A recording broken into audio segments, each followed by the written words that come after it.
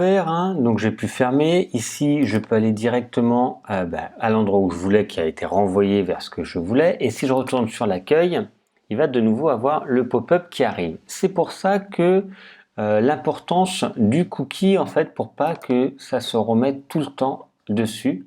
Parce que comme ça, je vais revenir juste là. Ici, je n'ai pas mis de cookie. Tout à l'heure, je l'avais mis, donc là, je vais le remettre. C'est juste pour vous montrer que là, quand il n'y a pas le cookie en fait de fermeture, il va se répéter à chaque fois. Je vais faire temporiser automatique et je vais souhaiter un cookie. Donc, quand le cookie sera créé, quand il aura été fermé.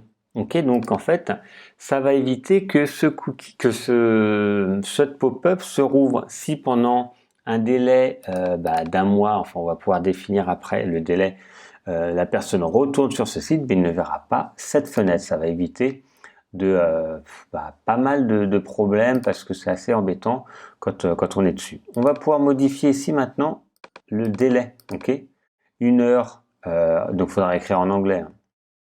1 heure, 1 mois, 1 année, etc. Et avancer ici pour le domaine entier ou utiliser le cookie pour une section. Donc vous restez pour le domaine entier. Donc ici pendant 1 mois ou une semaine, en fait, si on revient dans une semaine, de nouveau ce pop-up va s'ouvrir. Ok, si on revient avant ce délai-là, on ne le reverra pas. Ok, je vais vous montrer. Je retourne ici. Normalement, ça va s'ouvrir.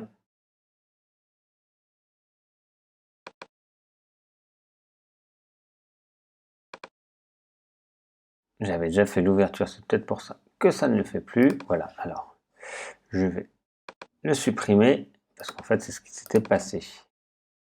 Je vais supprimer le cookie.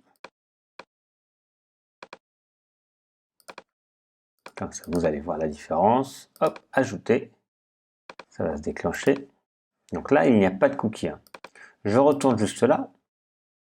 Il y a bien la fenêtre qui apparaît. Ok, je la ferme. Si je vais sur une autre page et je reviens dessus, cette fenêtre ouvre. Maintenant, je vais demander que ce cookie, en fait, on va mettre à jour. Et en fait, ce cookie va bien être pris en compte pour le site et ne va plus rouvrir cette fenêtre, ce qui va éviter, comme je vous disais, que ça soit assez agaçant pour l'internaute qui est dessus une fois qu'il a décidé de le fermer, mais qu'il n'apparaisse plus de nouveau.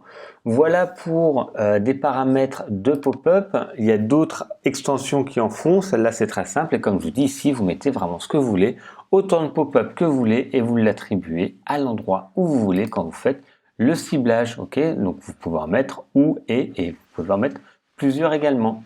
Voilà pour le pop-up.